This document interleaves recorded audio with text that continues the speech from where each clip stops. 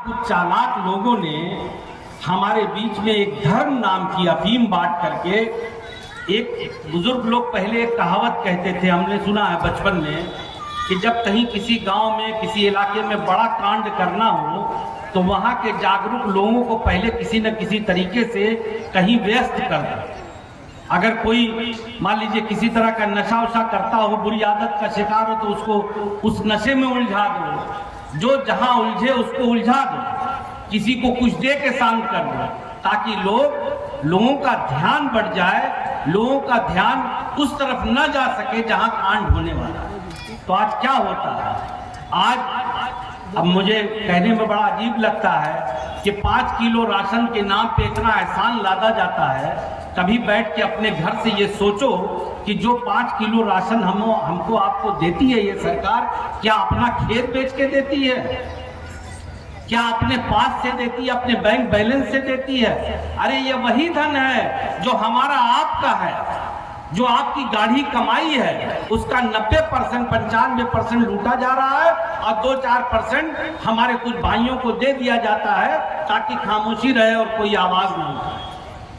और बड़ा कांड उसकी आड़ में ये होना है कि चूंकि इसी तरीके से हम लोग दोबारा सत्ता में आ जाएं, तो हमको तो पता नहीं क्यों ये कहने में भी झिझक नहीं होती कि अगर ये परिस्थितियां नहीं बदली तो हो सकता है आने वाले दिनों में ये चुनाव की नौबत भी ना आए।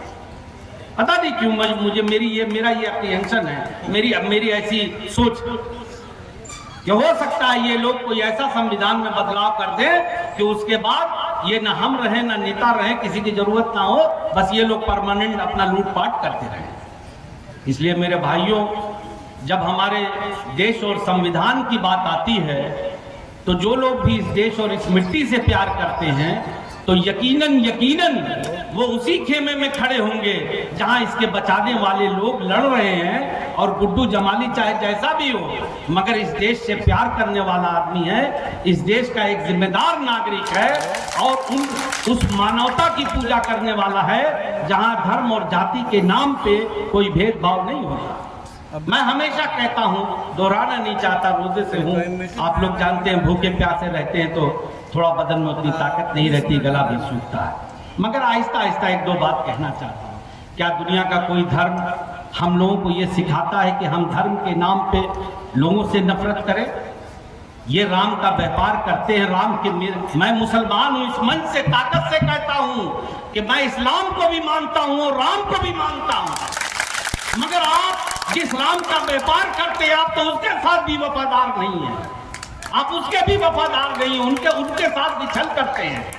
इसलिए छल करते हैं कि अगर राम को कोई पढ़ता हो, कोई जानता हो, अब तो सब लोग पढ़े लिखे लोग हैं, किताबें हैं, पढ़िए लेकर के। क्या राम ने कभी इंसानों से इंसान को नफरत करना सिखाया?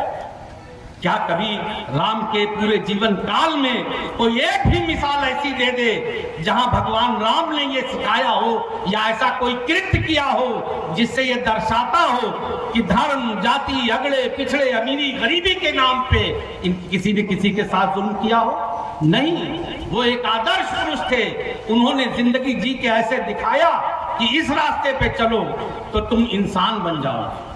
हम इंसान तो बन नहीं पाए, सच्चाई ये कि हम तो अच्छे इंसान भी नहीं बन पाए, और हमारी करतूत ऐसी नहीं है कि हम लोगों के बीच में खड़े होकर के जाकर के कहें कि भैया मेरे कर्म अच्छे हैं तो मुझे वोट दे दो। तब मैं क्या कहूंगा कि मौके हमारे वोट देता कि हम तोहरी जाति के हैं, हम डाका मार के आ रहे हैं मगर तोरे जाति के हैं तो हम मैं पहले वोट देता, क्या कि हमरा तोरे पर हक है। मैं हमेशा कहता हूं मेरे भाइयों, वोट मेरिट पे देना सीखिए। अगर इस देश में कुछ बदलना है तो पहले हम लोगों को ये बदलना पड़ेगा कि हम लोग जब वोट दें तो मेरिट पे दें। और मैं जबरदस्ती की किसी की दलाली भी नहीं करता, मैं एक आजाद इंडिपेंडेंट माइंड आदमी हूँ, मगर यकीनन सारे प्रत्याशियों को खड़ा कर दो और धर्मेंद्र जी को खड़ा कर दो तो यकीनन इनका पल्ला बहुत भारी है, बहुत भारी है। नहीं मुकाबला कर सकते वो लोग प्रत्याशी के रूप में। तो ये हमको आपको तय करना है कि आजमगढ़ की ये सरजमीन जिसपे एक इतिहास है, यहाँ के लोगों ने देश और दुनिया में नेतृत्व देने का काम किया, ये हरिओम अवध राहुल संकीर्तन अल्लामा शिबली नोमानी की सरजमी है। यहाँ पे एक से एक विद्वान पैदा हुए हैं। यहाँ पे नफरत की क्या गुंजाइश है? क्या हम अपनी किसी आपसी कोई भी किसी भी तरह का अगर हमारा कोई परिवार में दो सगे भाइयों में डिफरेंस ऑफ ओपिनियन होता तो क्या उसका लाभ हम किसी ऐसे आदमी को लेने देंगे कि जो इस देश को बर्बाद करना देना चाहता है?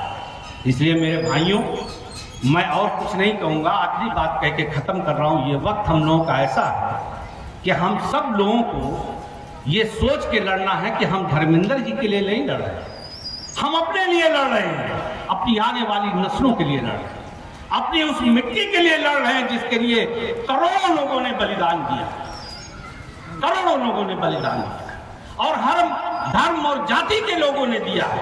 कोई ये नहीं कह सकता कि फलाने धर्म के लोगों ने इससे पीछे रहे, तब ये देश आजाद हुआ। और सच्चाई तो ये है कि मुझे कहने में कोई शर्म नहीं है, वही लोग बर्बाद करना चाहते हैं इस देश को जिनका कोई योगदान नहीं है, जिनका कोई योगदान नहीं। ये एक लंबी चौड़ी बहस का मुद्दा है, इसलिए मैं उधर नहीं ले जाना चाहता। और आखिरी बात आपसे इसलिए कह दूं कि मुझे बड़बोले पन की आदत नहीं है। वो किसी ने कहा है ना कि ये अलग बात के खामोश खड़े रहते हैं, फिर भी जो लोग बड़े हैं वो बड़े रहे।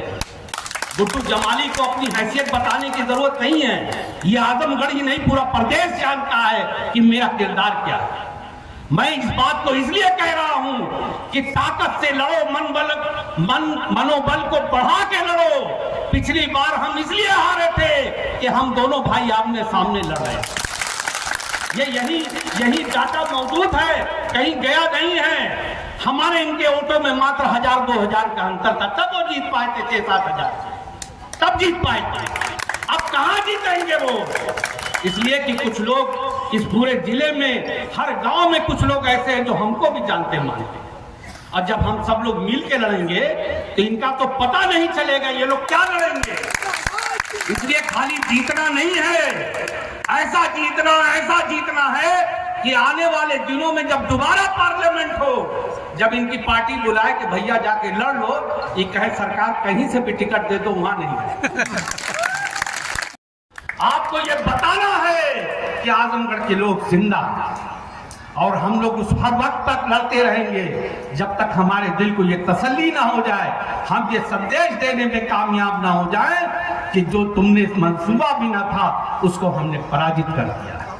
आजमगढ़ की दोनों सीटें हम जीतेंगे और आज आपको बता दूं, आजमगढ़ नहीं पूरा पूर्वांचल हम जीतेंगे, पूरा पूर्वांचल जीतेंगे। आप देख लीजिए।